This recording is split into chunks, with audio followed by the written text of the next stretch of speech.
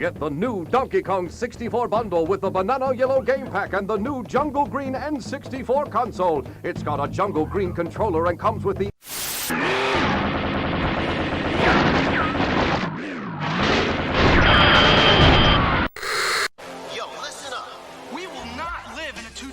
World. We won't go in one direction or seek where we can say. We will walk through walls. We will take a look around us. We will not be confined.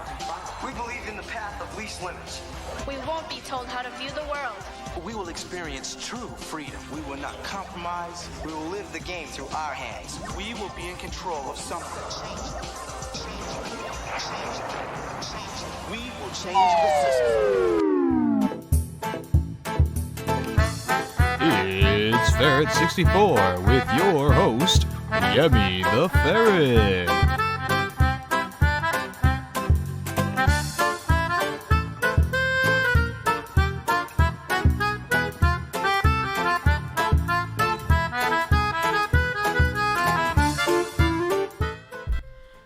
Yeah, I don't know what happened. I must have accidentally deleted the file, and then... It's not in here. What's up, everybody? It's past me talking to myself. Oh, Yemmy the Ferret here. Alright, shut up. Shut up, past me. You're hashtag cringe. Yeah, I deleted the original the opening that I made, so I'll have to just steal that from something else, from an older episode. No problem at all, just a little confusing at the start here, I guess you would say. Let's get that music pumping. I should download some Russian Subway Dogs music and use that too. Anyways, how's everyone doing today? We got Punisher in the chat here, already entered into the giveaway. Looks like I already lost someone who was in here, unfortunately, because the stream was such a mess at the start. Oh well, what are you gonna do? Anyways, hello, Punisher.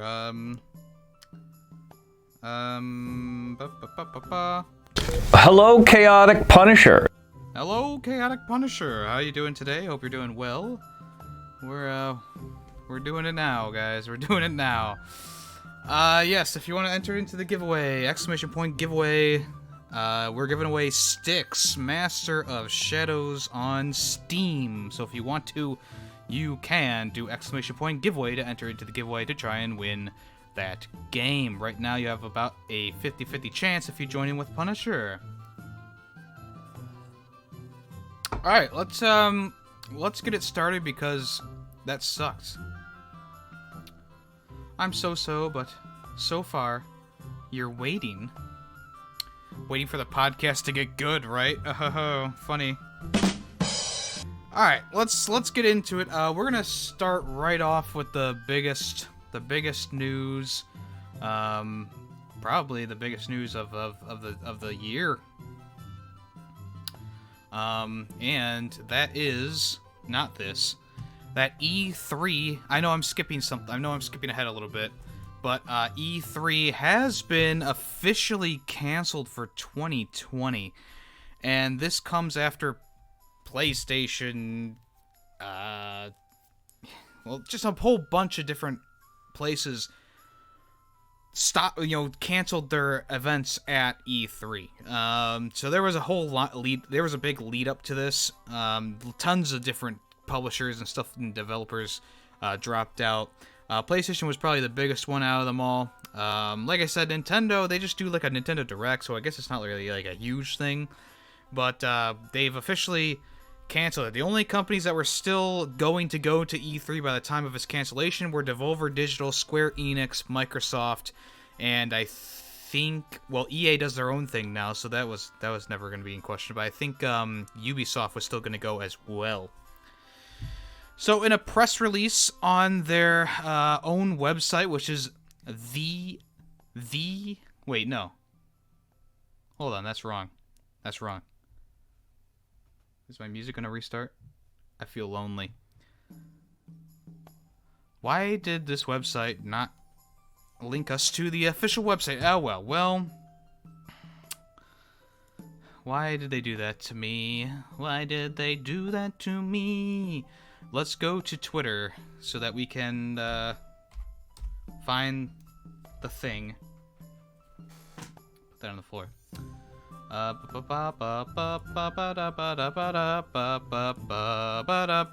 Here we go. Wow, that looks better. What? Why would this website link you to a third-party source? So the website is e3expo.com. Of course, the 3 is a number. Alright, so they came out and said, News E3 2020 canceled due to growing concerns over coronavirus. After careful consultation with our member companies regarding the health and safety of everyone in the industry, our fans, our employees, our exhibitors, and our longtime E3 partners, we have made the difficult decision to cancel E3 2020, scheduled for June 9 through the 11th in Los Angeles. Following increased and overwhelming concerns about the coronavirus, we felt this was the best way to proceed during such an unprecedented global situation. We are very disappointed that we are unable to hold this event for our fans and supporters, but we know it's the right decision based on the information we have today. Our team will be reaching out directly to exhibitors and attendees with information about providing full refunds. We are also exploring options with our members to coordinate an online experience to showcase industry announcements and news on June 2020. Updates will be shared on e3expo.com. We thank everyone who shared their views on reimagining E3 this year. We look forward to bringing you the E3 2021 as a reimagined event that brings fans, media, and the industry together in a showcase that celebrates the global video game industries. Now, this is why I wanted to get the official website response, because the website I normally go to didn't have any of that ending stuff on there. They stopped it at, our team is going to be filling out refunds.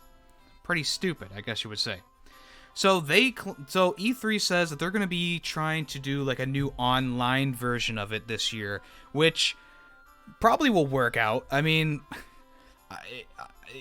I don't know how it would exactly work, because even like things like the Game Awards and stuff like that, they have to have like a live audience, they have to have all that stuff there. So maybe they could try and figure something out with just a live stream event that lasts, maybe they'll do like the Square Enix live stream and blah, blah, blah, blah, and just have the companies do their own little live stream presentations. It does take a little bit of the fun out of it, because obviously people love going to E3 to actually see the things with their own special eyes.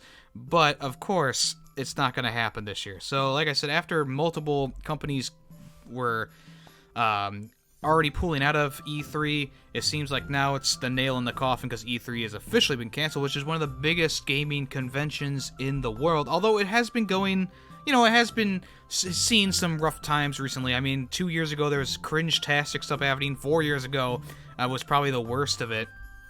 But that's just the E3, love. Last year's E3 I felt was a little boring, except for like the Microsoft and the Nintendo presentations. Other than that, I skipped through a bunch of stuff because it was whatever. Also, E3 hasn't canceled an event or skipped a year since 1995. And this website's dumb because they're like, oh, does they show that it's gonna end for good in the future? Probably not.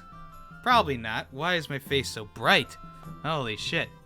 So, before E3 was officially canceled, a few companies actually came out on Twitter and kind of said something before the cancellation. So, Devolver Digital, as you know them for plenty of goofy games, they came out and said that they said on Twitter to cancel your E3 flights and hotels, which I thought originally was them dropping out of it and saying, being joking like, haha, we're not going to be there, so you better cancel your flights.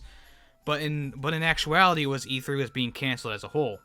Also, the Kotaku news editor named Jason Shearer stated this: heard from two people that E3 cancellation will be announced tomorrow, both secondhand and in person, with ESA ties, who insist that it won't be. Normally I sit on conflicting info until I sort out what's true, but with E3 rumors now everywhere, figured I'd be transparent here.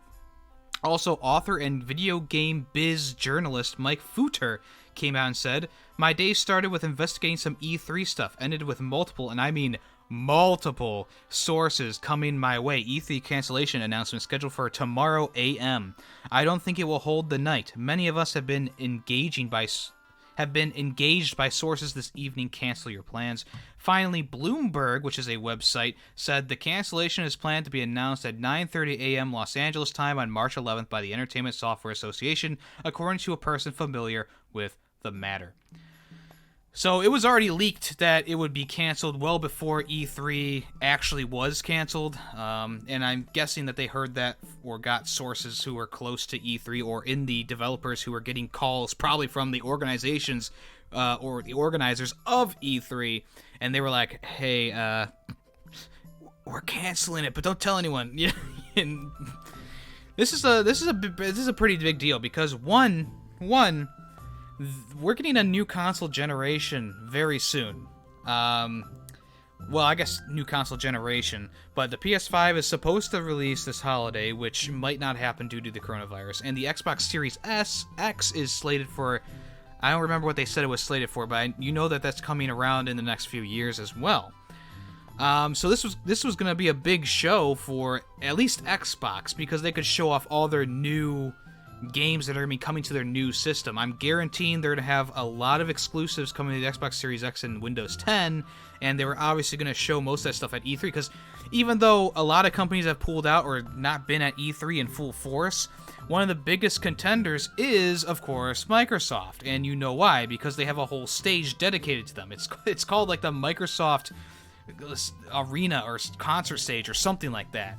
And they're like the main focal point of E3 now, along with the other developers who not as big as Microsoft, like Devolver Digital and stuff like that. So it is interesting, and Ubisoft and Microsoft came out with statements saying what they're planning on doing instead of an E3 show. So Phil Spencer said E3 has always been an important moment for Team Xbox. Given this decision, this year we'll celebrate the next generation of gaming with the Xbox community and all who love to play via the Xbox digital event. And all who love to play via a digital event. Details on timing and more are coming in the weeks. So obviously Microsoft still wants to do like an E3 presentation, so I'm guessing that the E3 organizers are going to do an online thing, and they're going to be, of course, partnering with, of course, Xbox. And also, Ubisoft said an update regarding E3. Now, the one thing I want to mention, this photo, you got to take this light stuff out of here. I can barely read what's on the screen. So let's zoom and enhance. Update E3 2020 from Ubisoft. The health and well-being of teams, players, and partners is our top priority. So, while we're disappointed, we fully support the ESA's decision to cancel E3 2020. E3 is and will continue to be a moment where we come together as a community and share our love of games. We're exploring other options for a digital experience that will allow us to share all the exciting news we have planned. Stay tuned for more. So they're also planning, Ubisoft is also planning to do a digital thing as well. So that's probably meaning that Ubisoft, Xbox are the two lead heads of the E3 digital event, and I'm guessing Square Enix is going to join in with them, and maybe Devolver Digital, because those were those are really the biggest companies that were left, along with Limited Run, or maybe did Limited Run cancel? I forget. But big news, definitely big news. If anyone has any comments about this, feel free to speak your mind. Of course, a little bit disappointed, seeing as I've taken the channel to Twitch. I could have obviously watched a lot of things live, just like I did with the Game Awards, which was a really fun experience, and, you're able to get the live reaction right there, especially with the new announcements and stuff like that. The only thing, with E3, a lot of the stuff that they announce, people leak it ahead of time, and it really sucks. I hate it when people leak stuff because these companies work so hard to plan these big reveals, and then all of a sudden people 24 hours before their show, they're like, new Avengers game gameplay coming with the E3 press conference. It's like, well, fuck. But still, E3 is still a good time. It's not like it's not, even when it's cringy and it's just annoying. I think there's still moments throughout the years that have been a highlight of the shows. I still remember watching Miyamoto walk up on stage with Ubisoft for the Mario and Rabbids, Clash game. It's one of those big moments that's like, Mario in a Ubisoft game? Rabbids? It makes sense, but did we ever think it was going to happen? No, there's not even a Ubisoft character in Smash. Well, I guess they did add Rayman to the sprites, or the spirit board, but that's besides the point, guys. That's besides the point. Anyways, so yeah, coronavirus is affecting a lot of things right now. There's actually officially been a state of emergency called in Ohio, where I live, so that's fun. There's currently 3 people sick with the virus, which doesn't seem like a lot, but I mean, who knows where those people have gone? I think that's the main thing. It's like, who knows where every single person has gone, and they all show up to E3, and who knows who's carrying something with them or something like that. That's why people have been stressing the wash your hands and use sanitizer and wear masks. But the problem is when you wear a mask and it's not like a self-filtering, self-respirator, you still have a chance to catch the bug. But masks are more so to not spread the germs, right? You cough into the mask, sneeze into the mask, stuff like that.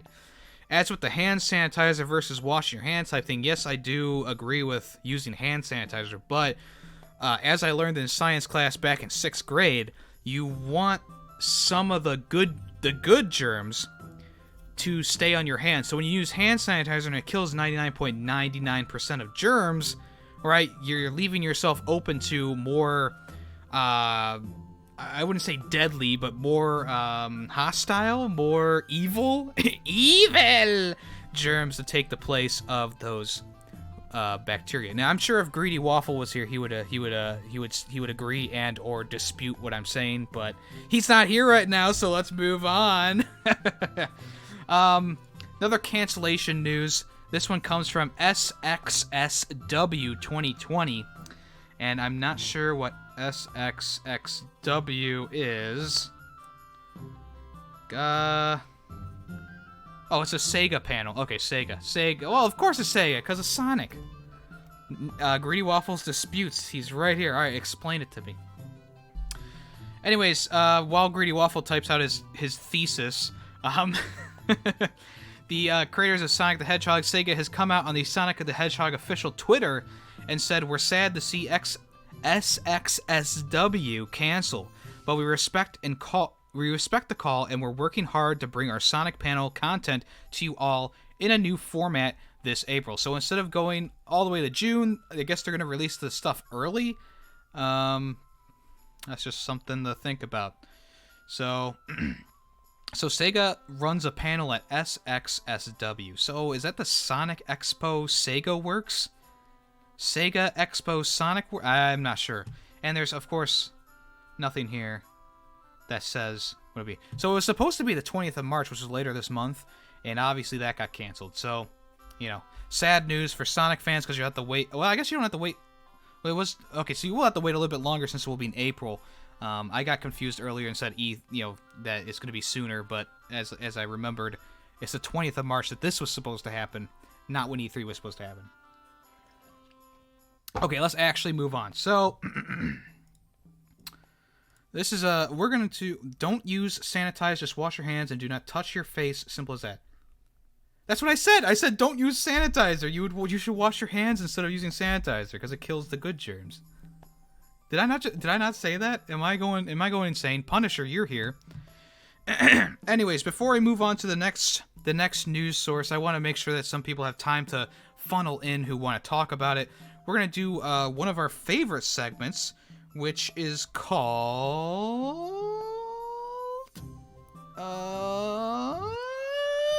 What has Yemmy been playing this past week? Yes, what have I been playing this past week? Well, one of the games that we were live streaming this past week was one that I played at PAX, and that game, of course, is called Russian Subway Dogs, which I accidentally closed my YouTube tab. Give me uno momento, por favor. Oh my god, Tostitos Habanero. What did that say? Hold on. Tostitos Habanero Chunky Salsa Pyramid Chug out of Das Boot? Hold on, guys. It's a 10-minute video. I'm not going to watch this whole video. I just want to skip ahead a little bit. Holy shit, he's literally drinking salsa out of a giant boot glass that's called Das... Okay, that's a little disgusting. I'll watch that in my own time. What the fuck, Badlands? I know.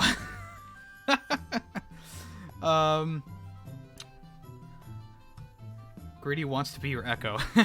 Alright, so let's watch a little bit of gameplay while I talk about it. So, Russian Subway Dogs. Now, Russian Subway... I'll like my own video. I'll do it. Russian Subway Dogs is a game that I got to play at PAX. Let's turn off the light here, because I look like a bright light bulb. Was a game that I got to play at PAX. Holy shit, there's two of me on the screen right now. Oh my god, what's happening? Go... Stop. So, the real one's me, okay? The one with 4 fingers in the air. Russian Subway Dogs is a game that I got to play at PAX, as you guys probably know.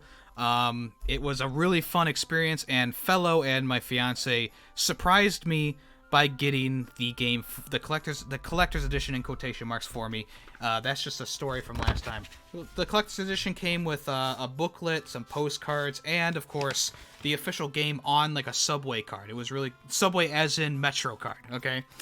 On a Metro card. It was a really cool little thing. It was just a red envelope. It was on the bed before we went to sleep, and I was like, "What the fuck is this?"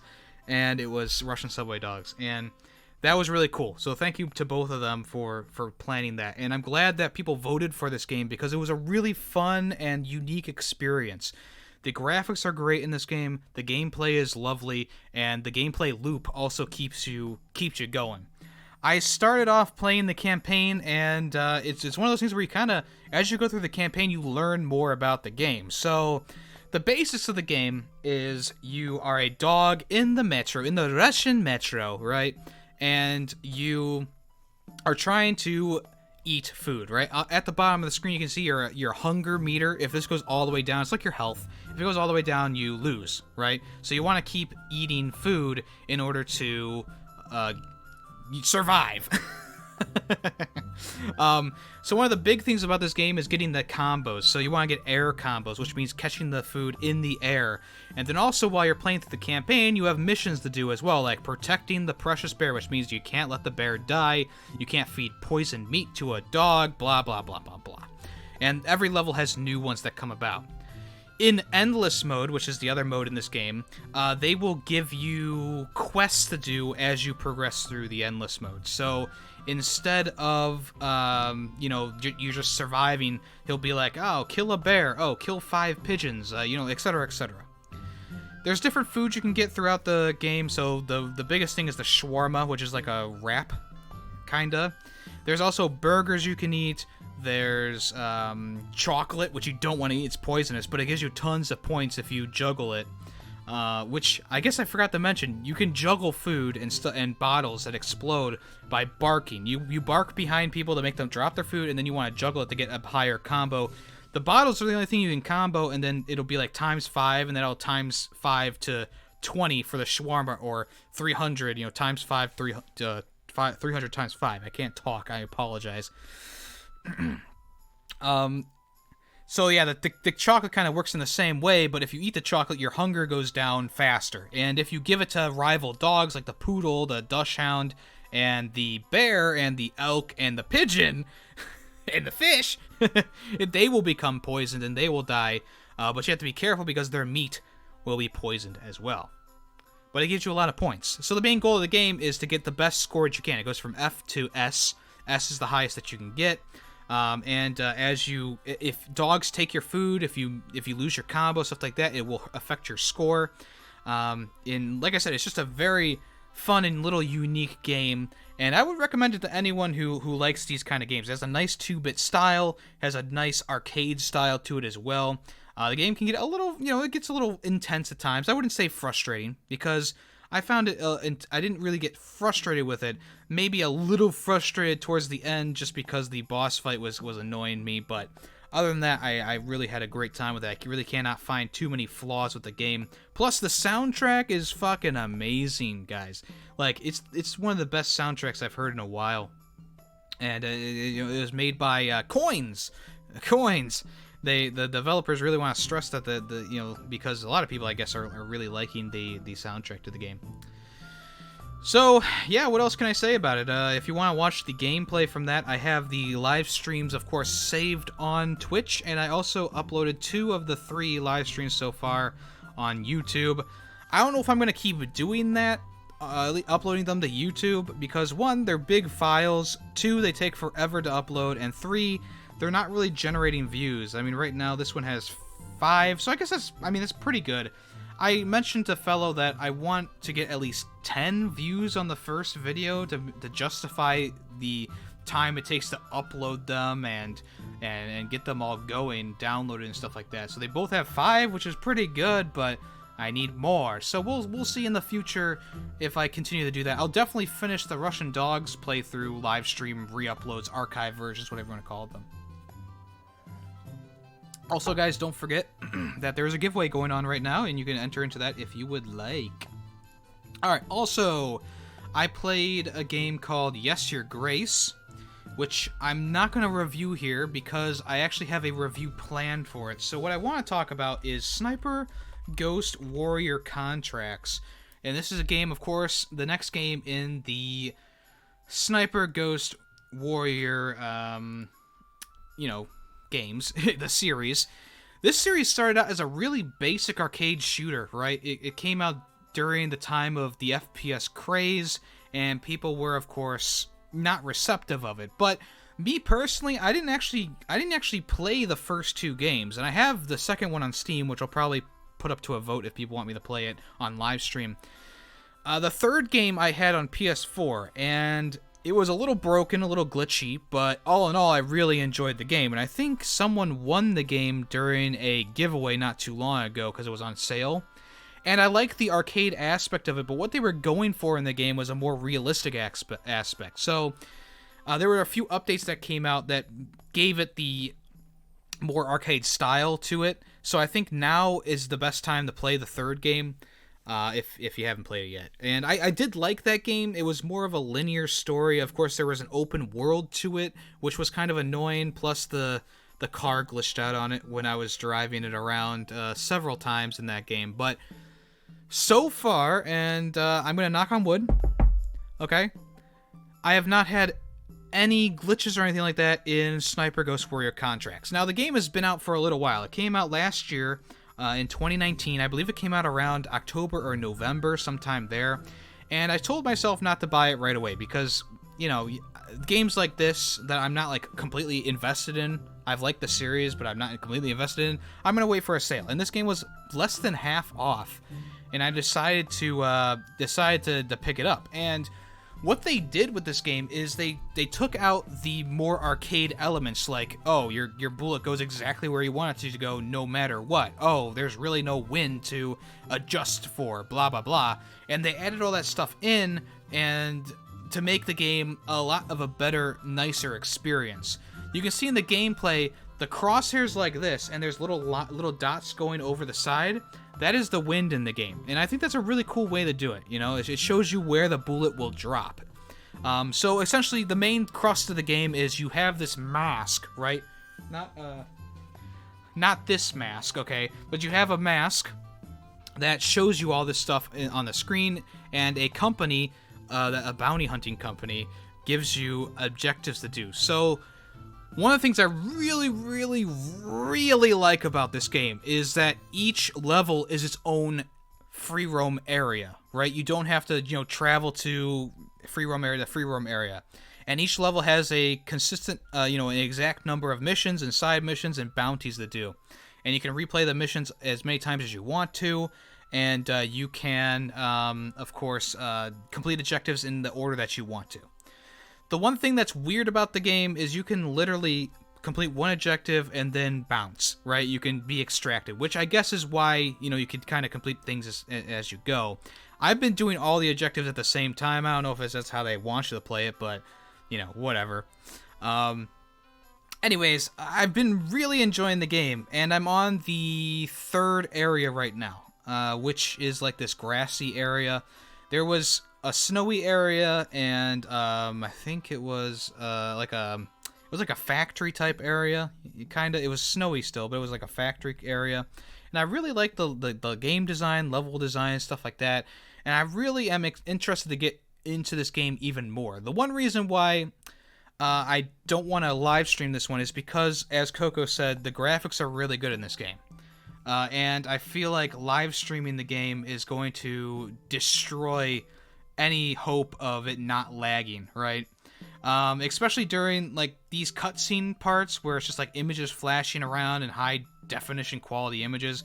Those things I know would definitely just fry a computer in half. So instead of live streaming, I'm doing it on my own, and I'll probably do a review for it. But the graphics are really, really nice in this game. It's not the best graphics I've ever seen, but it's really nice. The AI in the game is actually pretty competent. I only had one occasion where the AI guy got stuck. He got stuck running in one position. He was stuck on something. But, I mean, it didn't really affect the game. But yeah, the graphics are really nice in this game, and I really applaud them for really... I mean, you can tell they put a lot of effort into this game. If this game came to consoles, it would be easier to stream. It is on consoles. I bought it on Steam because it was more than half off. Plus, I like streaming from my PC more. I'd have to bring the PS4 up here to stream it if I wanted to, which I could still do. But I've just decided just not to stream it. You know, it's one of those games that like I kind of want to go through at my own pace and stuff like that.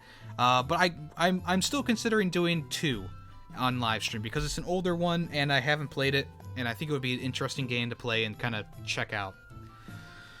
So another thing about this game, it has climbing mechanics, which this person is about to do right now. The climbing mechanics in the game are kind of iffy. Okay, it works almost exactly like the last game. It's a little bit wonky. It doesn't work all the time, but for the most part, it does the job, and you don't have to climb too much. And when you do climb, it's not like, you know, life or death situations. So yeah, the level design is really interesting in this, and I really have enjoyed going through the game and kind of finding collectibles and stuff like that.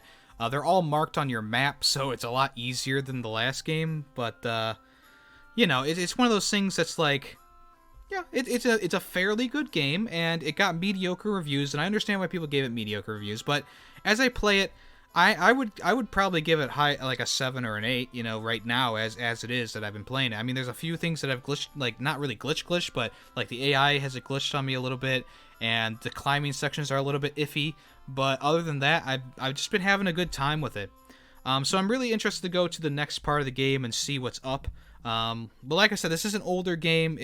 Older game. It came out last year at the end of the year. So that's why I didn't, you know, pick it up right away, because, you know, it's one of those games. It's like, well, I remember 3, and I remember how crappy that was at the beginning of the game, and I waited. And this game, I think it started out kind of iffy as well. I think there's a lot of glitches and stuff with it, but now that it's gotten updated, it seems fine to me. I haven't really noticed anything too off the wall. Yeah, the third game another nice thing about this game is it doesn't have an overbearing, stupid story in it that you have to follow along, right? It's just you're a bounty hunter, you're going and doing these bounties, you get information on each target as you go, whatever. The other game had this whole story about, you know, your brother is, you know, taken, and he's he's turned into an evil sniper, and you actually like meet up and talk to him, and you turn him over to your side, but he dies anyways or something like that, and it was all just really dumb. And the other game really focused a lot on this drone that you would pull out, and the drone was like overpowered as fuck, because you just went around the whole area, you could spot every single enemy, and that was it. They are all dead. Yeah, there is a hiding mechanic in this game. I haven't really used it myself.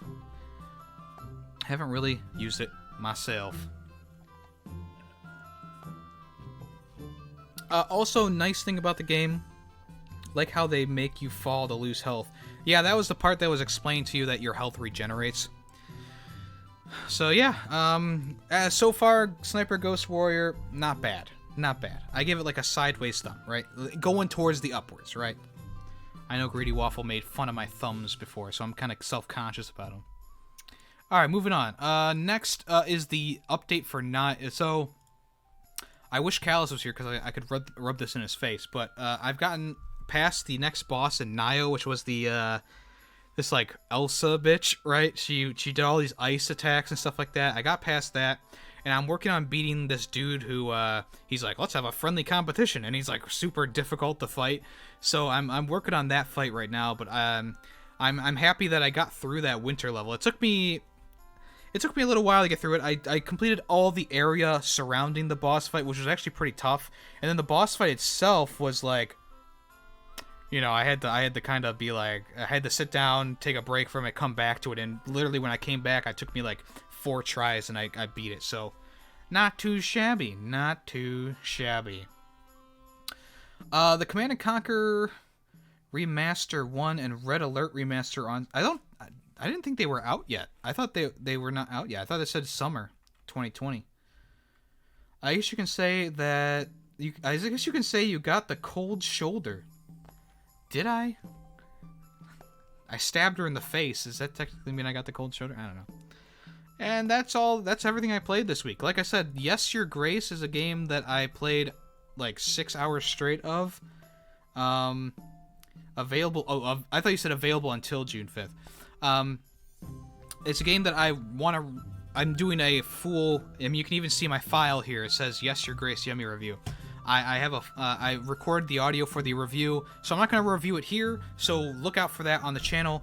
Yemmy Reviews is coming back, and I have 2 games in my head that I've already talked about today that I want to review as well. So, boom, there you go.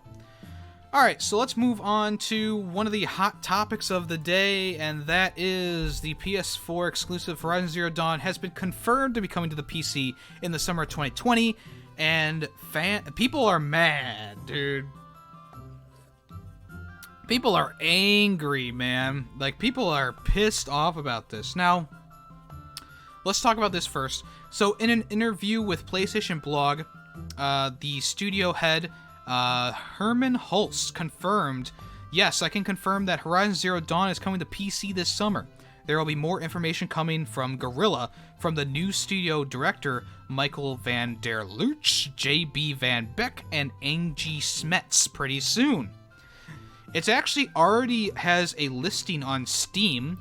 So it says Summer 2020, experience Aloy's legendary quest to unravel the mystery of the future Earth ruled by machines. Cast out from birth, the young hunter must fight to stop a threat to all mankind. The studio that owns the rights to Detroit Become Human, Heavy Rain, and Beyond Two Souls got bought by another company, so that's why those games came to the PC. So it's not exactly the same thing. So this is actually a Sony-owned studio officially putting out the game onto PC. And Hulst also said, I think it's important that we stay open to new ideas to how to introduce more people to PlayStation and show people maybe what they've been missing out on. And I agree. I mean, this game was an amazing game. Horizon Zero Dawn, I didn't play the DLC, but the main crust of the game, the main bulk of the game was really, really good. I really enjoyed it.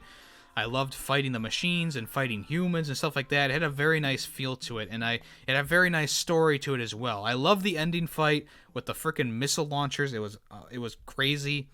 And I think, and as I went on Twitter and even said, like, as a Sony fan, as a person who has played Sony, who has, you know, I claim that Sony won this console generation, obviously, and as a person who really loves Sony these past few years,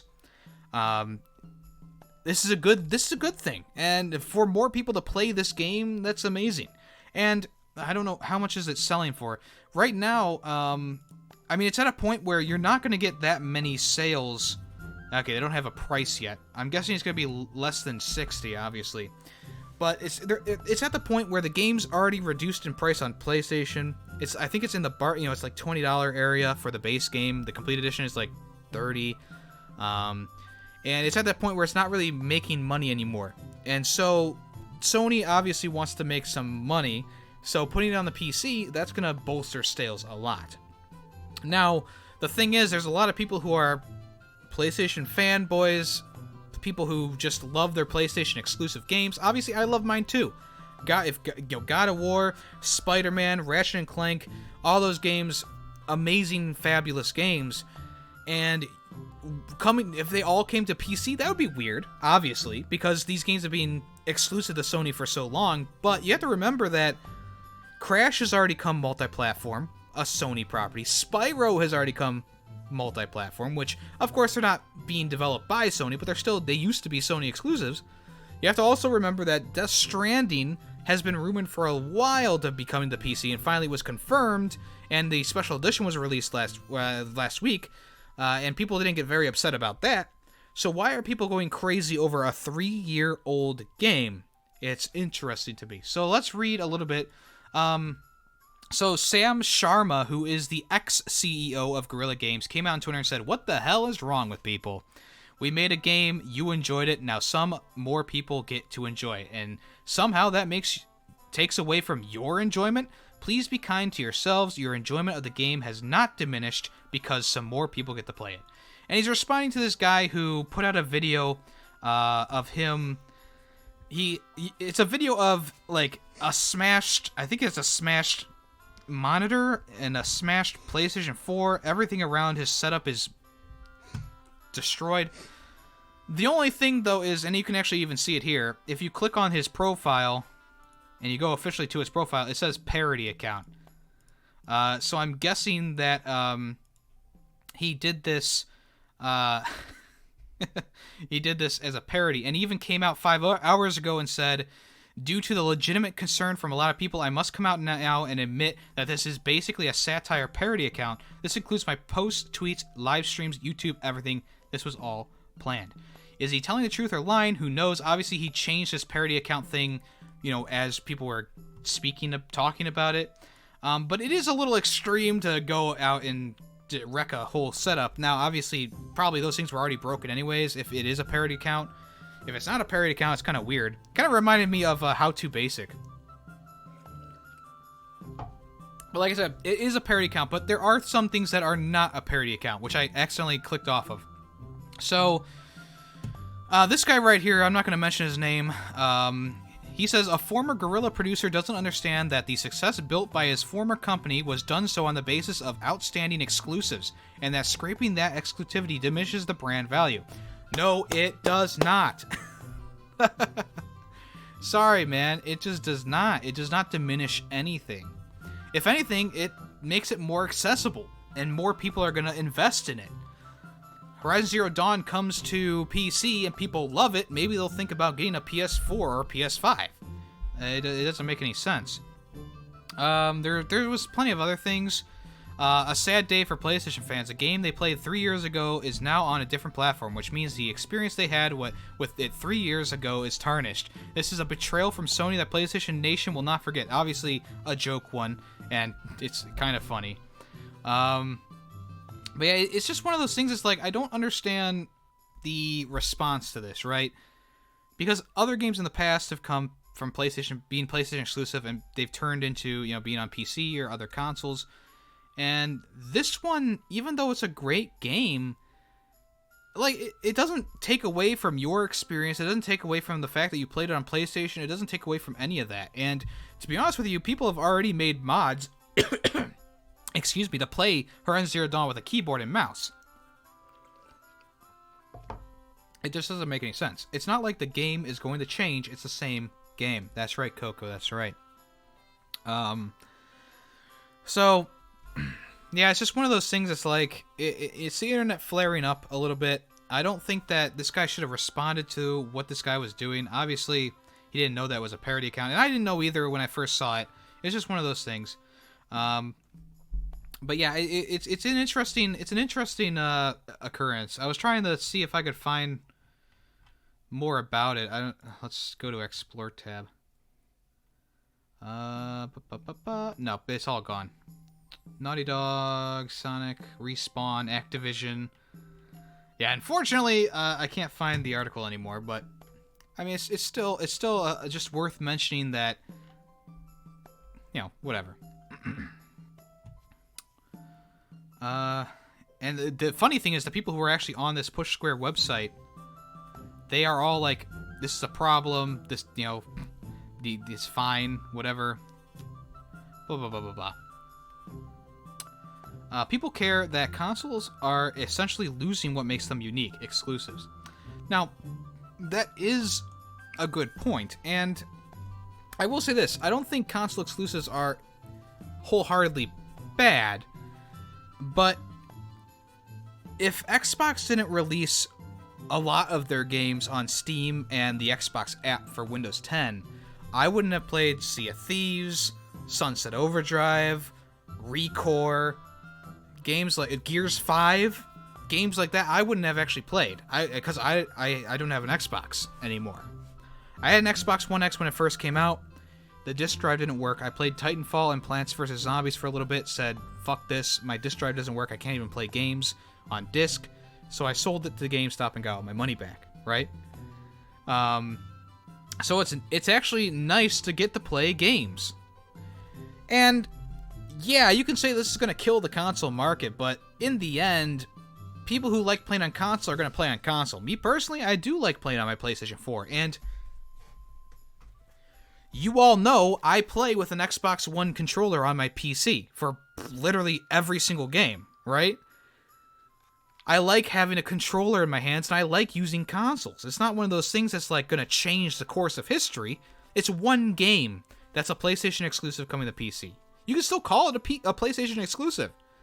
You know, whatever. I guess I really shouldn't be that amped up about it, but still, it's kind of weird. Unfortunately, the people who wanted to talk about this topic with me, they didn't show up in the chat. So unfortunately, we're not going to get any more opinions other than Coco and mine's. But what you gonna do? What you gonna do? People have lives. So yeah, I guess I should say if anyone wants to join in the conversation, let me know. But that's really all I had to say. You know, I don't really have anything else to say about it.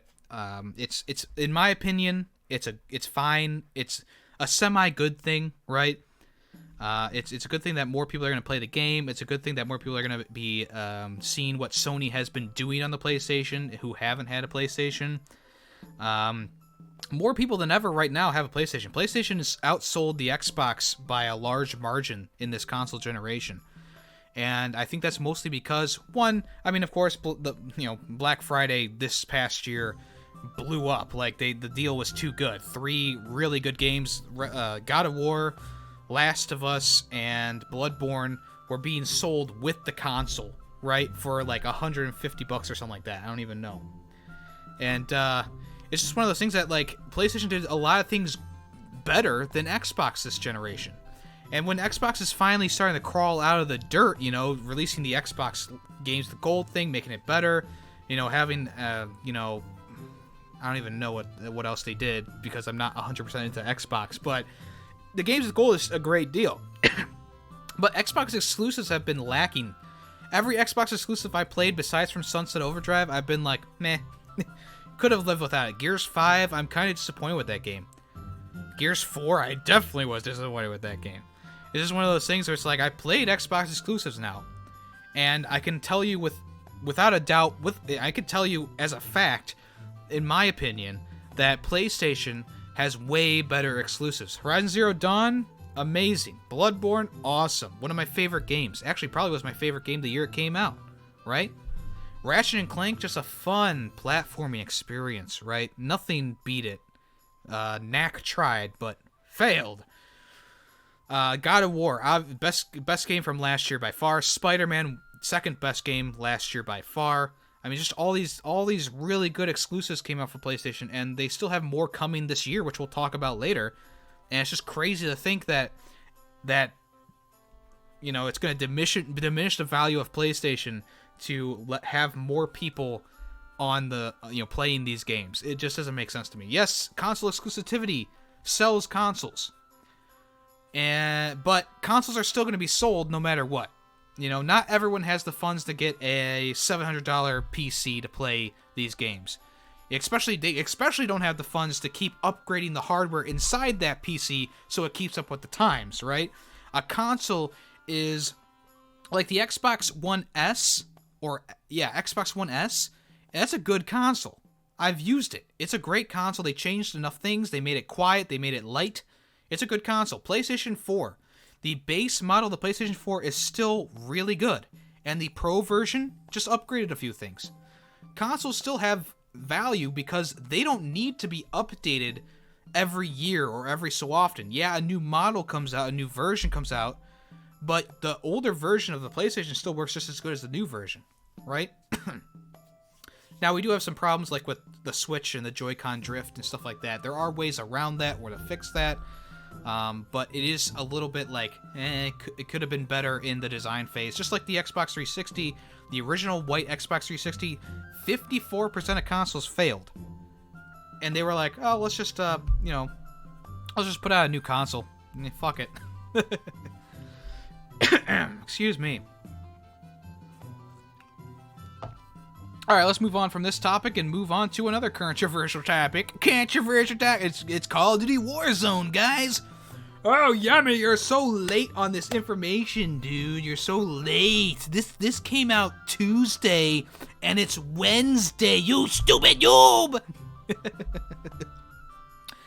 Yes, Call of Duty Warzone, the Battle Royale for Modern Warfare, is available to download now.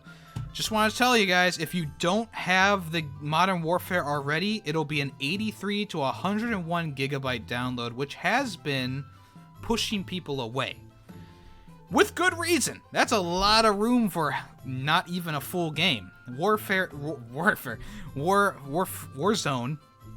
is just a small portion of Modern Warfare, but you have to download the complete game in order to play it. I understand having to download, like, the custom class stuff and the multiplayer aspect of it, but you have to download the single player and the spec ops and that stuff too. It's so weird. It's so weird.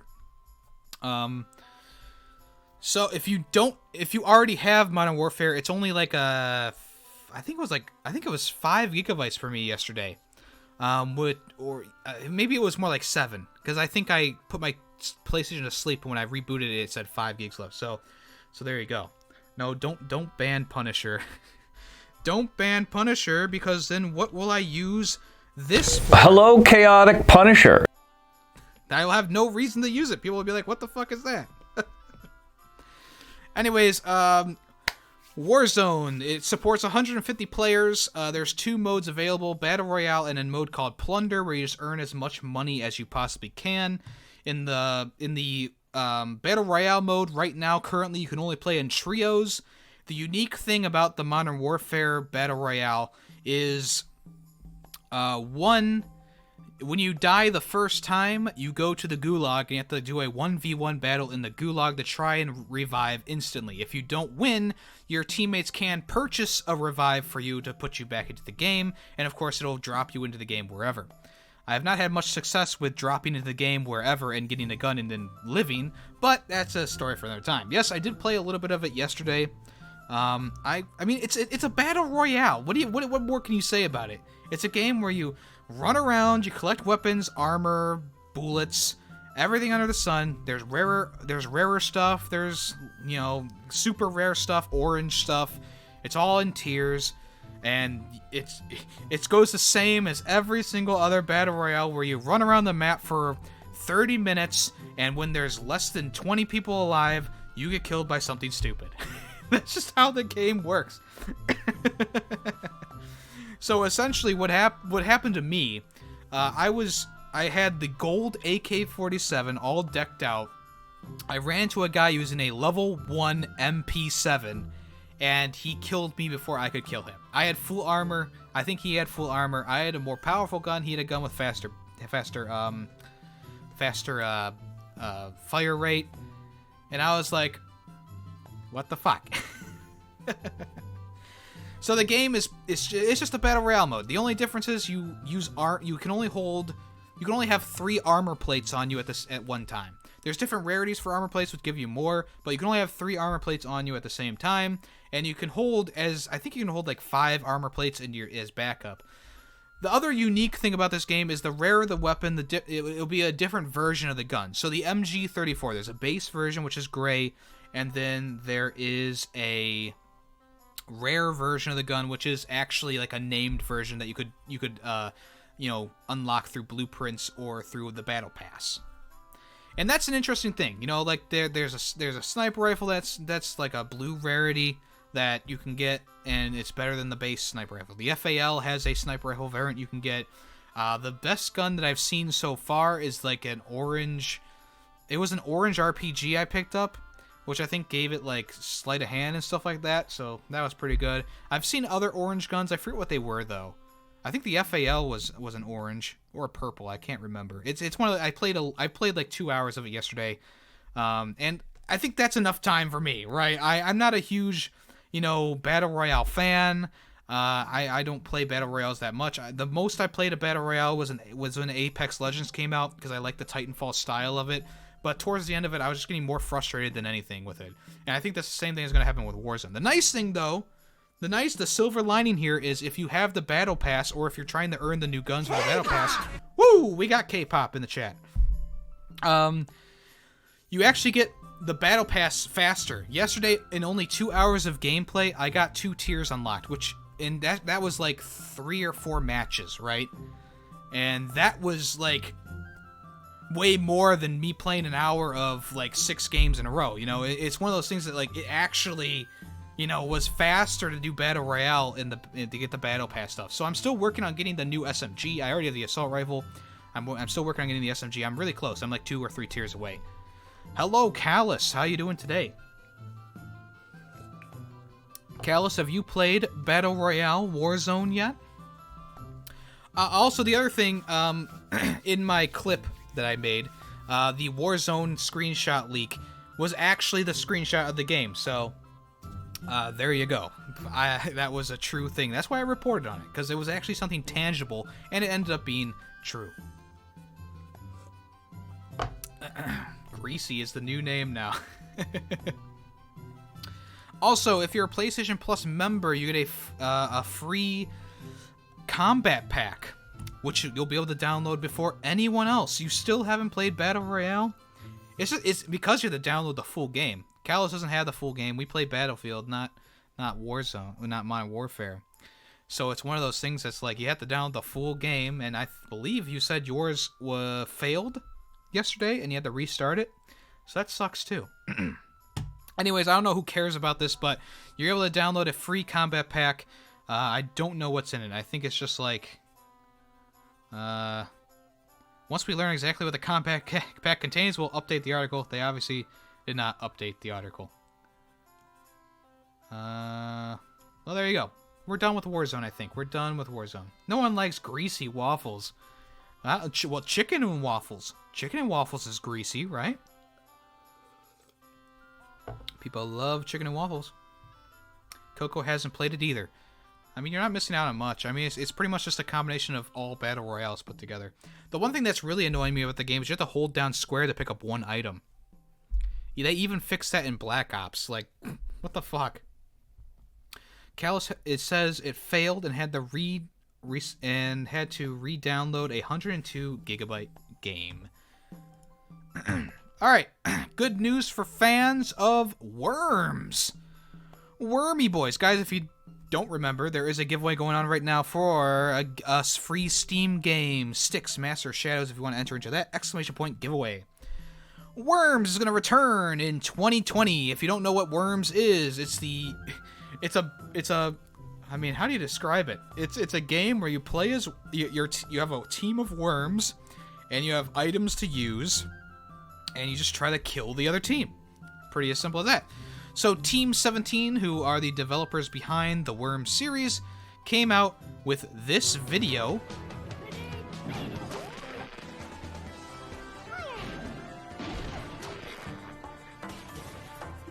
So pretty much it's just going through the decades or the years of the Worms series, the different games that came out in the Worms series. And it's zooming out to a TV. Zooming out even more. There's a white background in an old school style TV. And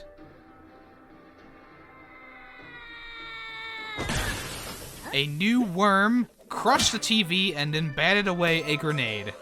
And there was a holy hand grenade! 2020!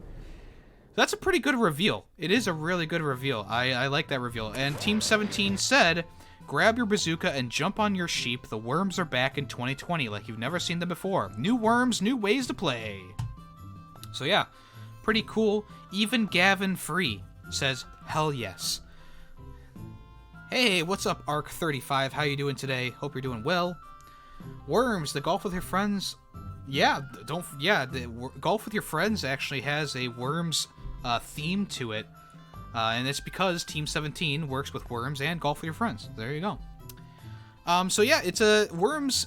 I mean, I never really got into Worms. There was a time when I played it a little bit during band practice, which was not like guitar band. It was when I played trumpet in like the pit band, and the teacher got really pissed off, and I wasn't able to play because I didn't have much money back then.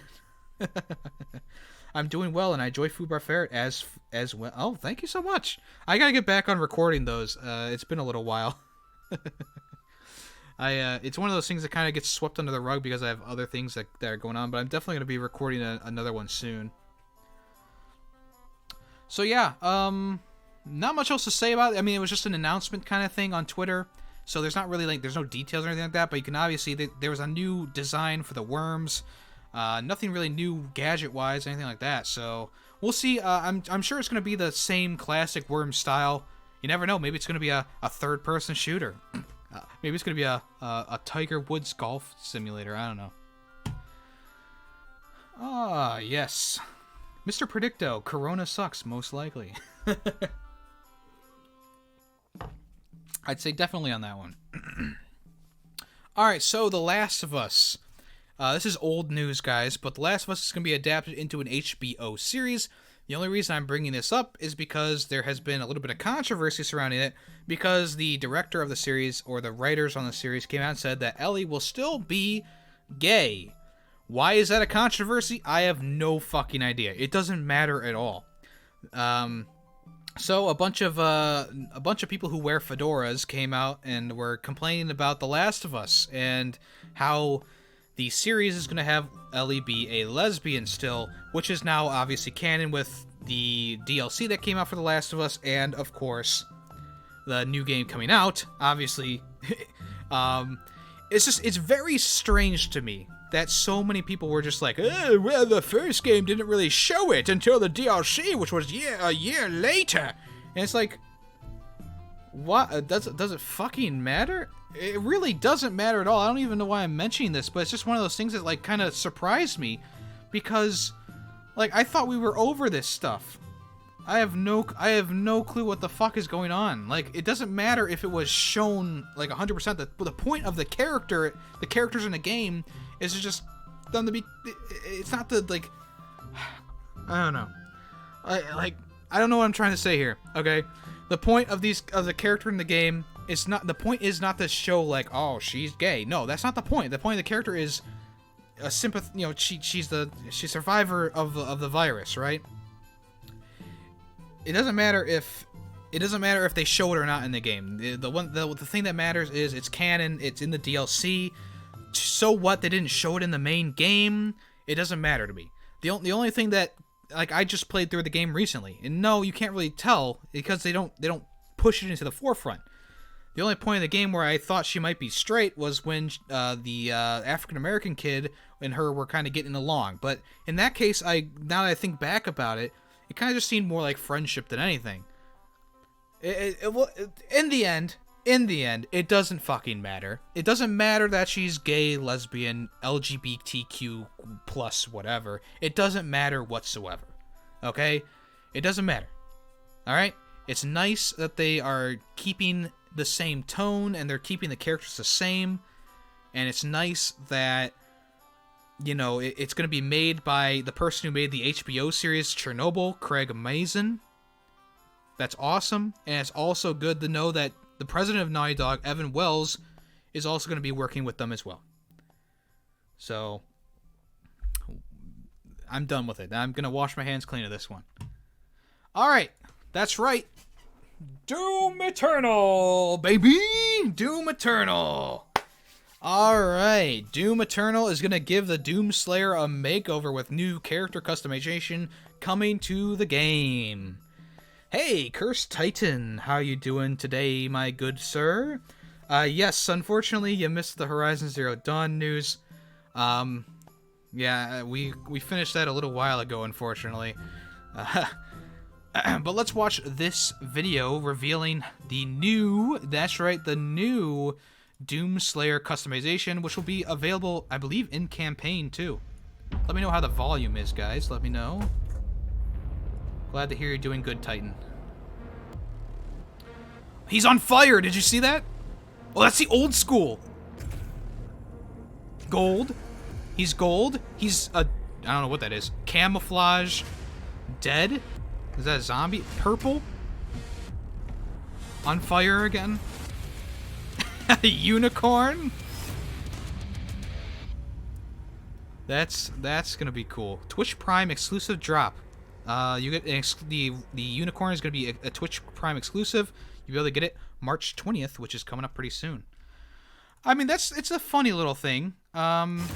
People are speculating that you're gonna get these costumes from the Battle Pass that'll be coming with the game, but ID Software came out, the Doom developers came out and said that there are no microtransactions whatsoever. It'll be just a leveling up base kind of thing. So yeah, it's next Friday. It's coming soon, guys. I'm ready. I'm ready, guys. I'm ready for Doom Eternal. All right, let's do it. Let's do it, guys. Let's do it. Yeah, this is just a funny thing. I'm interested to see how far they're gonna go with the customization. Obviously, they had you on fire, had a classic Doom thing. The unicorn thing is obviously of huge. But yeah, it looks pretty cool. Gotta be right back, says Cursed Titan, no problem. The archive version of the podcast will be available Saturday, Cursed Titan. So if you want to go back and listen to that, I'll post it on Twitter and stuff like that. Ready for Doom? I am ready for Doom Eternal. I'm ready. But that's all the Doom Eternal news for today. Just thought I might... Actually, no, there's not Doom Eternal news, but there is Doom news. Because, that's right, Doom 64's re-release is going to have an entirely new chapter to it. So, Doom Eternal is coming out this month, but you can also get Doom 64, which was a pre-order bonus for many people. If you need to buy it, it's about $5. James Haley, who is a senior developer at ID Software, said, "On our end, persistent players will have the opportunity to unlock a new chapter in Doom Guy's saga, taking place shortly after Doom 64's original campaign concludes. The mother demon you defeat in that outing had a sister, and since you've been messing up hell nonstop, she tries to get rid of you by sending you away. If you can make your way back and take revenge, you'll be rewarded with a bit of lore that fans of both series, new and classic, should enjoy." So that's pretty cool. That's pretty cool that they made like did they make a new level, or is it like unreleased stuff? I'm not sure. But that is pretty cool. Not gonna lie, that is pretty cool. Doom 64. I never got to play Doom 64. I had a 64, but that was when I was a child, and my parents would not let me even have Conker's Bad Fur Day. Obviously, for obvious reasons. I couldn't have Doom either. I had GoldenEye. 007 GoldenEye. So we're not that far off, right? Still, cool news indeed. All right, here's an interesting one. Reggie Fils-Aimé, the Nintendo legend, has joined the GameStop board of directors. Hello, Randy. You flapping your ears about? Come here. No. He's not gonna. All right.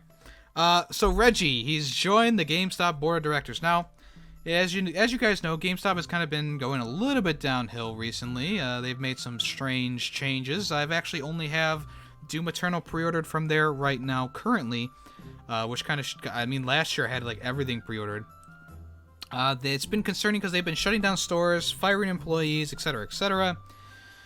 So Reggie Fils-Aimé is stepping up to try and help GameStop get back on its feet. So he wrote on Twitter, "The gaming industry needs a healthy and vibrant GameStop. I look forward to being a part of GameStop's corporate board and helping to make things happen." I think this is going to be a challenge. It's going to be a challenge for Reggie, for sure. I think he has the experience in the gaming industry, though, and I think he knows what players want, right? I think that the fact that GameStop has kind of put video games more so on the back side of things recently is kind of weird. Like, they did the whole phone thing for a while. They were going to change to just a phone store within the next 5 years, they said a while back. It's one of those things, it's like, you could do better. Their magazine is still probably the best thing out of GameStop. I still am subscribed to Game Informer. But it's just one of those things, it's like, is he really going to help, or is it just going to kind of flop? You know, I'm surprised they didn't get Shaq, right? Shaq does everything. He does pizza, he does car commercials, car insurance commercials, stuff like that. So Shaq could be a good person to bring in for GameStop, but they got Reggie, so I guess it's good enough, right? So yeah, digital storefronts are obviously the biggest things right now. People are not going to GameStop as much as they used to. I still stop in there every so often. Like I have, like I said, I have Doom Eternal pre-ordered. But will I be buying games from GameStop in the future? I don't know yet. I don't have anything else pre-ordered from GameStop. Which speaks volumes, because when I was growing up, I would have everything being bought from GameStop and stuff like that. Now, does that mean I'm going to buy them from Best Buy or something like that? I don't know. I don't know. I don't know. It's one of those things where it's like, I'm going to wait and see what happens. I'm not going to pre-order a bunch of stuff from GameStop just to have them shut down. I still have a GameStop gift card, which I'm going to use for Doom Eternal. But other than that, you know, I'm probably going to stay away from GameStop for a little while. The only problem is, like, when I go to Best Buy, and this is just maybe my local store, sometimes when a new game comes out, they don't have it on the shelves. And it's like 4 o'clock in the afternoon, and I'm like, hello? So I have to...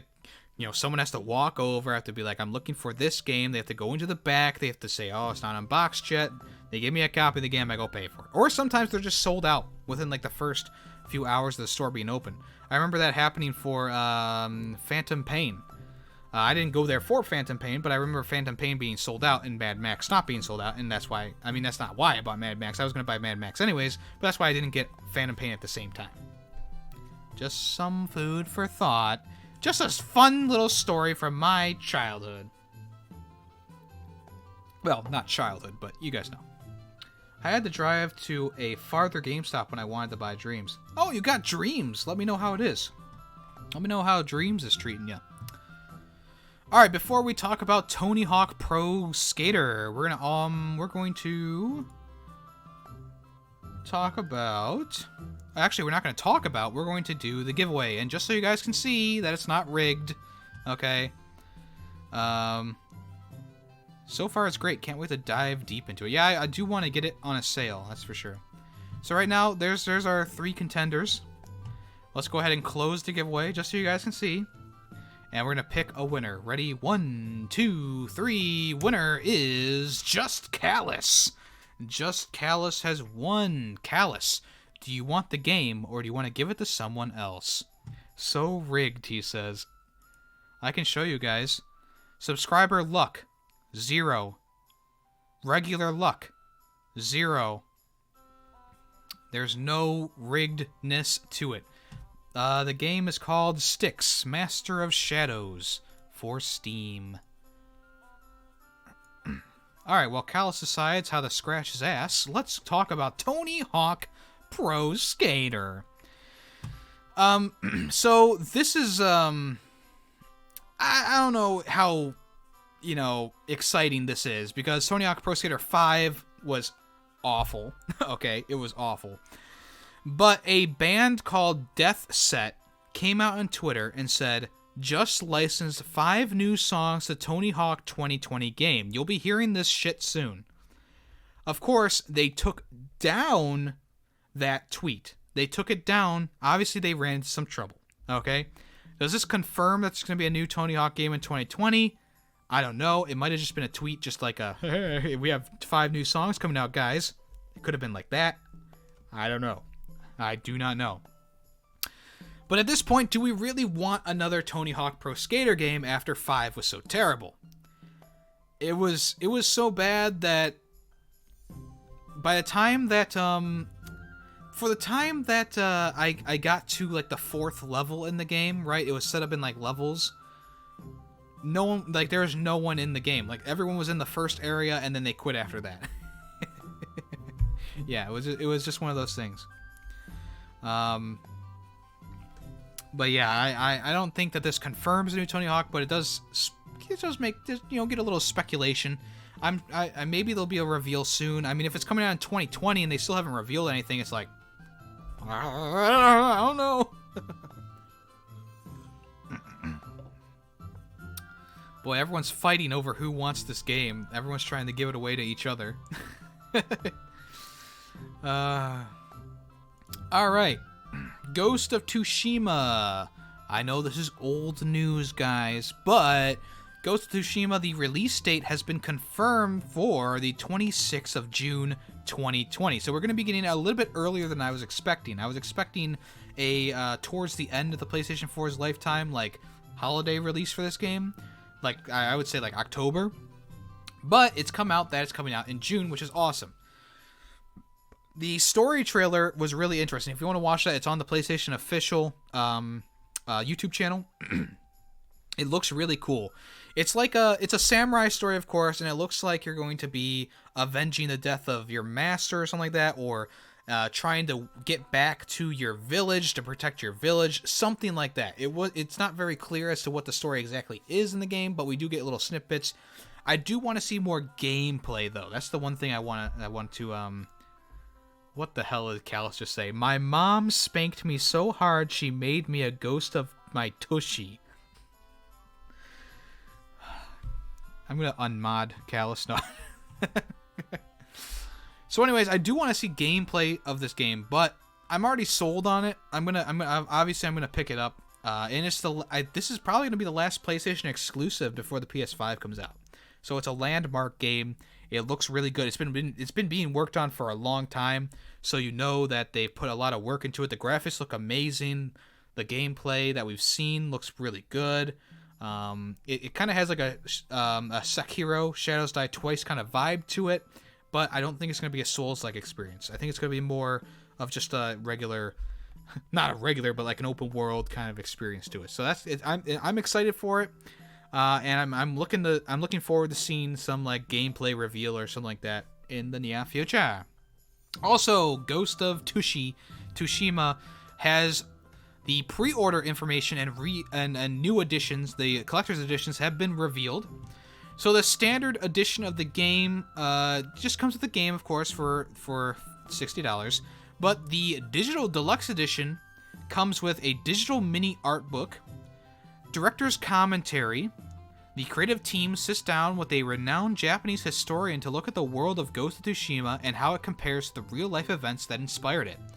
You also get the Samurai PS4 dynamic theme, a Hero of Tsushima skin set, golden mask, body armor, sword kit, and horse saddle. And you also get, 2 in-game items, 1 technique point, charm of Hichiman's favor. And you also get the digital mini soundtrack, a Jin avatar, and a PS4 dynamic theme. Jin is the character in the game. Also, the Standard Edition Plus, which is the physical version of the game, comes with pretty much everything we saw, except for there's no, the skin set isn't there, but you do get a steelbook, which looks pretty nice. So I might have to pre-order it, the special edition. It comes with the same things as before. It's missing the Hero of Tsushima skin set and horse saddle. All right, so the special edition, the collector's edition of the game, comes with the steelbook, a cloth map of the island of Tsushima, which is pretty cool, a Sashimono war banner, a Sakai mask and stand, a 48-page mini art book, a Furoshiki wrapping cloth, the director's commentary, the Hero Tsushima skin set with the golden mask, and the in-game items that we already talked about as well. So it's a pretty interesting collector's edition. The mask is obviously the one thing that people are going to go for, but the mini art book sounds pretty cool as well. Anything else? I guess that's it. So the collector's edition is it. So am I interested in this collector's edition? Not really. It doesn't have anything that really, jumps out at me. If I'm going to get any edition, it's going to be the special edition with the steelbook. The steelbook looks the best. But the mask is pretty cool. And the banner is an interesting thing. And, of course, the map. I like my maps. The Skyrim one, the Red Dead one, the Borderlands one. All very cool. Very cool. So, as I said before, if you guys want to listen to this podcast again, the archive version is going to come out Saturday this week. The podcast version, the audio-only version, will be available on all podcast platforms on Friday, but the video version is going to come out on Saturday, so it doesn't conflict with Film Freaks. because this week is a big one for film freaks. All right, next up, 2K Sports is going to make NFL games for the PS5. Now, I was talking about this with Greedy Waffle in the DMs a little bit ago. 2K has just issued EA Sports with a 2-minute warning, whatever that means, as it signed a deal with the NFL to make a brand new football game for consoles. You may recall that the company previously publishing the NFL 2K series with NFL 2K5 in particular is considered one of the greatest sports games ever made. The title launched at $20 and put such a dent in Madden NFL sales that EA signed an exclusivity agreement with the NFL to prevent other developers from making competing games. EA will still have a stranglehold on simulation games, but the 2K Sports is taking up the fun, approachable, and social experiences it has in development. The first title is going to launch in 2021. While no platforms have been announced, we can assume that's going to be on all current consoles. President David Ismailer came out and said it's exciting to bring together 2K's expertise in creating award-winning sports games with the NFL's renowned status as the world-class entertainment and sports organization. So what people are thinking is we're going to get new like NFL games like NFL Blitz, NFL Street, NFL Backyard Football, stuff like that. Games that aren't simulation like the EA Sports games. Now, I'm gonna not get any shit for this, but I will say this right now: the NFL game, Madden games are crap. Okay, they've been crap since since this generation of consoles, right? They've been awful. They've been getting progressively worse as the games goes on. Madden 2020 is so awful that they forgot to take out elements from 2019. And the game just sucks in general. It's broken, it's shit. The games still sell like wildfire because the NFL is big. Football games are big. People love football games. I grew up with football games. Nick and I used to play Madden 2006, 06 back on the PS2 and the GameCube. We've been fans for a long time.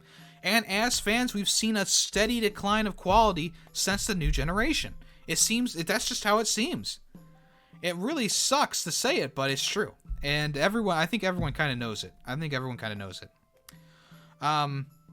So yeah, games like NBA Playgrounds and NFL Blitz will be coming back, and EA Sports came out in a response and said, EA Sports is an exclusive publisher of NFL simulation games, and our partnership with the NFL and NFLPA remains unchanged.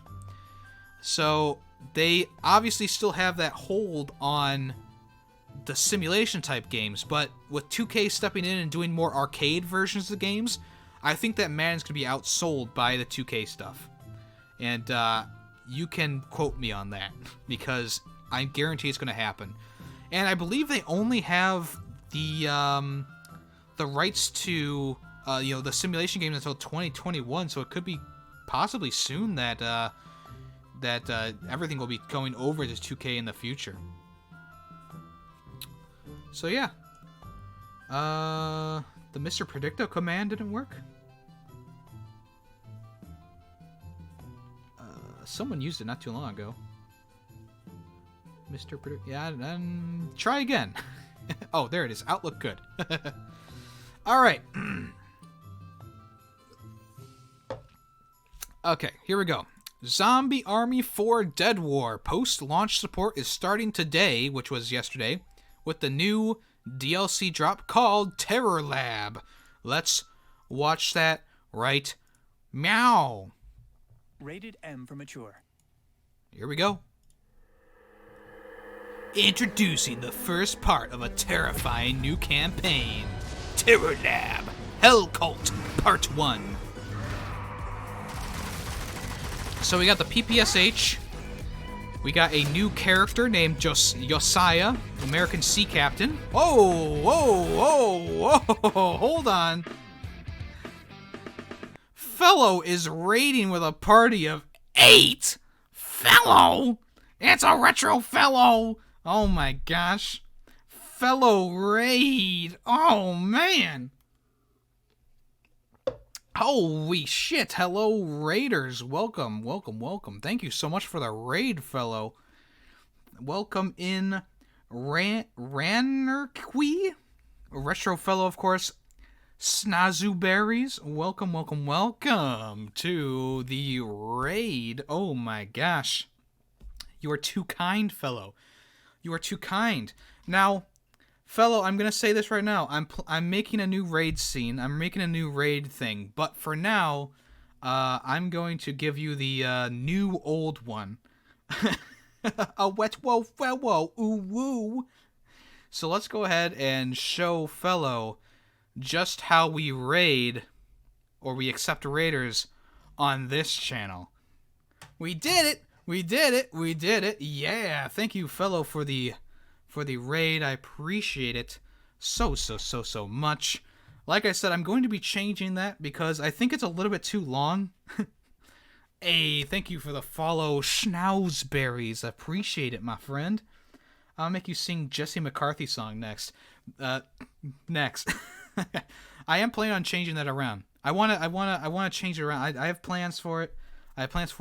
But I like that, and I'm gonna keep that for like a redemption. But I'm gonna change up the big old raid scene.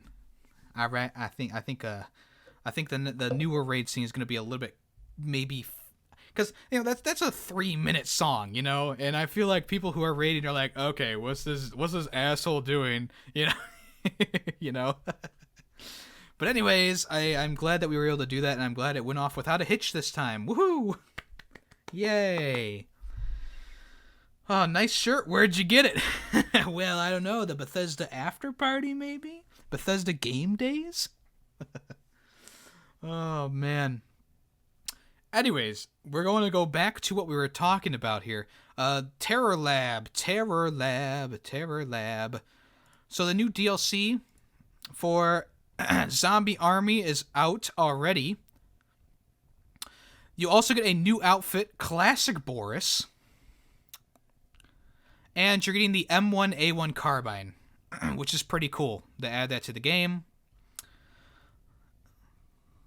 The PPSH 41, which is the lower ammo capacity one.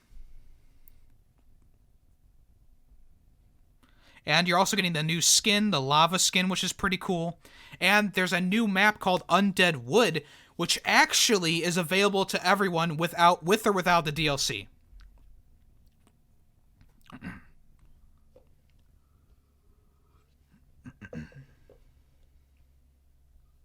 So there you go. DLC, Day 30 DLC, available separately and in the Season Pass. So, yeah, the Season Pass is going to have 3 additional campaigns, 9 weapon bundles, 5 new weapon skins, 4 character packs, and new character bundles. It's pretty cool. I'm still very enjoying Zombie 4. I know Greedy Waffle is too. And it's going to be interesting to play with these new guns. So I'm looking forward to playing that. If you want to, I believe right now it's discounted to half off. I think it's like $25 or $30 depending on where you are. So if you haven't yet, pick up. It's a really fun little arcade zombie shooting game, and you get some X-ray kills in there that look bellissimo. Do one verse from the beginning, then go into the huge breakdown. I wanna hear you. I guess I could do that. I don't know. I like the 80s vibe and stuff like that. But I want to do something else with a little band called A Day to Remember. So I want to try out that one, and if it doesn't work out, it can always go back to the one we just did. But like I said, I think it's a little bit too long, so I might just shorten it, or whatever. Anyways, the description of the campaign: you and your fellow dead hunters must infiltrate a strange laboratory, tear your way through zombified researchers, and solve the mystery of why the dead continue to rise. A new horde map is also available for PS4, which is just it looks like it's just an area in the forest level that you play. I think it's a third campaign, I think it is a third campaign, which is going to be interesting to see. A Day to Remember. Hell yeah. Oh yeah, by the way, guys, the new Tier 1 sub emote is Pog. Yemmy Pog. So if you want to use that, you can use that anywhere. Tier 2 is now Yemmy Lennon, which is my new glasses, which it was pretty cool. Those got approved in less than a day. It was less than 12 hours. So that was pretty awesome. So yeah, I changed the tiers up a little bit. Just waiting for more subscribers, to add more emotes. But for now, I'm happy with what we got. All right, just the rest of the news stories are a little bit quick to go through, but Limited Run has announced a Tiny Metal physical edition for Switch. Pre-orders are going to be open up this Friday. I'm not sure is it also for, whoop, I accidentally clicked on the tweet. My bad. It looks like it's just for Switch. Okay, so if you don't know what Tiny Metal is a Advanced Wars type game where it's a turn-based, top-down kind of battle game where you use your troops, like soldiers, tanks, airplanes, stuff like that, to attack the enemy. I forgot to turn back on our music. So that's going to be coming in Friday, March 13th. So that's actually pretty soon. So they came out on Twitter and said, "We are happy to announce that Tiny Metal Ultimate, the compilation of Tiny Metal and Tiny Metal Full Metal Rumble, is getting a limited run for the Switch. Tiny Metal Ultimate will be available to pre-order for 2 weeks starting at 10 a.m. Eastern Standard Time on Friday." Okay, so the pre-order is opening up on March 13th. So there you go. If you want to get that on physical edition, it's a pretty good game. I played a little bit of it not too long ago. It's a little bit too anime for me. Advanced Wars was always kind of gruff and stuff like that. And this game, it just feels a little bit different. I haven't enjoyed it as much, but it's still a pretty good game. I'm planning on getting back into it, of course. But it's one of those things. So it is a kind of a fun little RPG type game, or is it RPG? I don't know. Unit management, whatever. You guys know what it is if you know. All right. Apex Race. Okay, so I'm sorry. Nintendo Life came out with an article telling the story of how Hot Shot Racing was, how Apex became Hot Shot Racing. If you don't remember from 2 or 3 episodes ago, Hot Shot Racing was a smash hit with us because of the graphic style and how the game looked. The reveal trailer was awesome. It's like a Burnout mixed with a racing, it looks really good. It does look really good.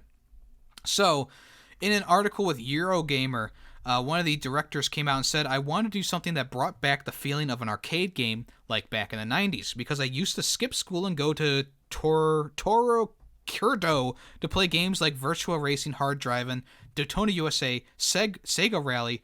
Driving games are basically the ones for me." He continues to say, "It evolved quite a lot. I think with the amount of time that it's taken, it's sort of been honed down, a little bit like grains of sand going through the hourglass. It's been filtered down to what it is now, a supersonic racing game first and foremost, with a kind of handling that you would expect from something that was inspired by Daytona or Outrun." Tom Turner, the development director at Sumo, explained how he got involved. "When we first saw the build of the game that Trevor presented to us, I think for a lot of the guys here, because we've got that racing heritage and the driving experience, we just fell in love with it. You could see the potential there and what it could become. We thought that this could be a really, really cool project that we could apply our expertise to." So I'm really excited for this game.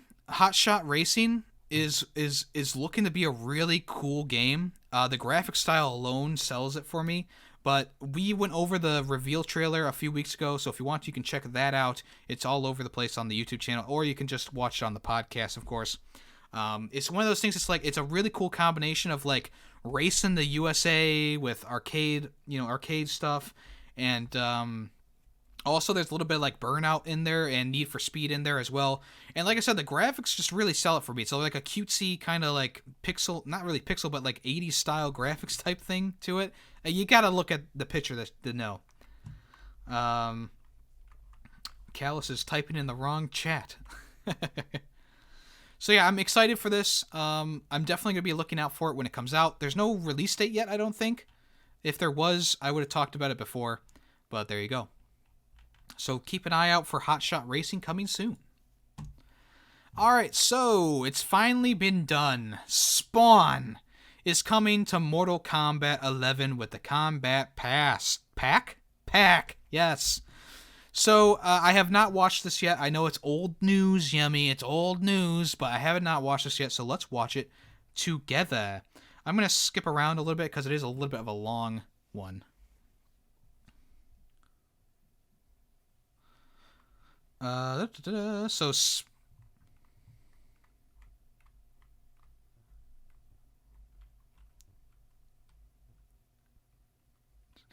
So I'm not a huge fan of Spawn. He's not a character. Oh, the audio.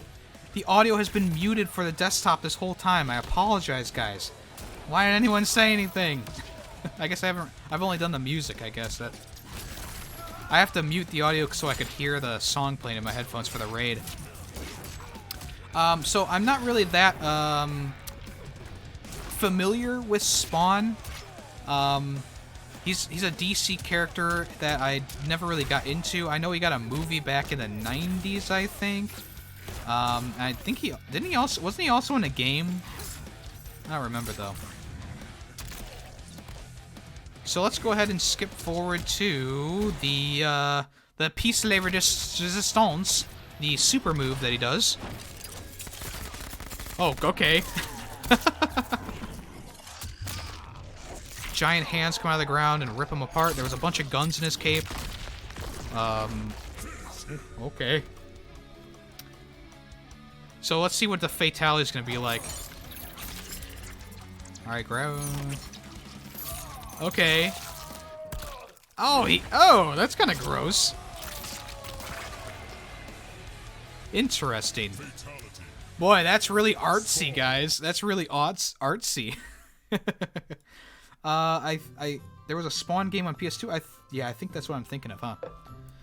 So I wasn't really that impressed with Joker's fatalities, or at least the one they showed off. And the Spawn one is kind of cooler. It's definitely cooler, and it has a little bit more artsy style to it. It's weird that like he rips off all their skin, and I think that's a little bit of an overkill. But I mean, it is Mortal Kombat. So yeah, Spawn is going to come out the 24th of March to people who have the combat pack. You can get it for free. There you go. Keith David has reprised his role from the HBO animated series to bring the character to life, and he'll be available from the 17th of March for the combat pack or everyone else on March 24th. So there you go. Alright, more old news, guys. Amnesia Rebirth is the next PS4 title from Frictional Games. The last game they put out was called Soma, which I have not played yet. But this is the new Amnesia game. Amnesia was very popular back in the early days of PewDiePie. And there've been a few different Amnesia games that come out. They were free on PlayStation Plus not too long ago, the trilogy. And now they're finally coming out with a new game, which looks more in the vein of Outlast, I guess you could say. It definitely looks intense. I am wondering if it's going to have the same style of the Amnesia games, or if they're going to update it a little bit. With like the, the bean... Okay. It's loud! So in this game, it seems like you play as a female character. It seems to have the same quality as the old Amnesia games. Not like graphic-wise, but like, you're going to be defenseless running around. And it's coming in autumn 2020. Autumn 2020. So that's pretty dank. That's pretty cool. Was I a fan of the Amnesia games? I liked the first one. I didn't get to play any of the other ones. On PlayStation Blog, the creative director Thomas Grip came out and said, "As you might expect from Frictional Games, we're not simply going for a carnival attraction of jump scares. Amnesia Rebirth is an emotionally harrowing journey, something different, something less predictable. It will test you in ways you haven't experienced before, and will make you think about the things that really scare you." So it does have more of an Outlast vibe to it, where it's not going to be like jump scare, jump scare like Until Dawn or something like that. Coming from a game like Soma and the other Amnesia games, you can definitely tell that this is going to be another high quality game from the developers. So we'll see in the future what comes of that. All right, the final news story for today. On Mario Day, which was March 10th, or MAR10, it was announced that there are going to be Super Mario Lego. Lego is teaming up with Super Mario. In a tweet, they said, "It's a me, Lego Mario, stay tuned." And there's just a little video of like a Mario with screens on him or something. I mean, it looks kind of wonky, but it's weird that it's finally happening. So, Lego officially owns the rights to all DC properties, Marvel properties, Jurassic World. There's a lot of Disney properties in there, The Simpsons, and now Mario. There you go. So will we be seeing Zelda, Animal Crossing, Samus Aran, stuff like that in the future? Probably not. But it's yet to be revealed. So they've already been doing Pokemon stuff. So I guess this was kind of bound to happen. Although the Pokemon Lego sets are pretty shitty. I've seen them. They look kind of creepy. There was Detective Pikachu ones for like Mr. Mime and stuff like that. I was like, oh, okay. All right. So yeah, new Mario Lego coming eventually. They said stay tuned, so we don't even know exactly how far away it is. All right. Well, that is going to be it for this episode of Ferret64. Thank you everyone for stopping by. Usually we do live streams here for video games, but on Wednesdays, it's all about the video game news. That's right. If you want to check out the archived version of this podcast, it'll be available Saturday. The audio-only version will be available on all podcast platforms that I can on Friday. Also, clips. I'm going to be putting out clips for this episode and probably one from last episode. Those will be coming up on Sunday on YouTube. And also, we will start our playthrough of the fan-voted Time Splitters 2. That'll start tomorrow, Thursday. So if you want to check that out, it'll be around the same time, around 4 o'clock. We usually start streams. If you want to join our Discord, link down in the description below. Just click on the image. If you want to check out my other podcasts, they're also down below as well. Alright, if you want the latest and greatest news from Yemmy the Ferret, just follow me on Twitter at Yemmy the Ferret, or join our Discord, as I already mentioned. Or just tune in tomorrow when we start our playthrough of Time Splitters 2, which there are a lot of people excited for that. Me included. I haven't played the game since I was a kid. Alright, usually I just end the podcast.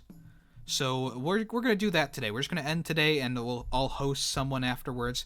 Once again, biggie thank you to Retro Fellow who rated us. And, yeah. And also thank you to Snozberries for following as well. Who do I follow for the latest and Randy news? That's my Instagram. You can go onto my Instagram, follow me on Instagram, Yemmy the Ferret. Usually I'll do stories with Randy in that.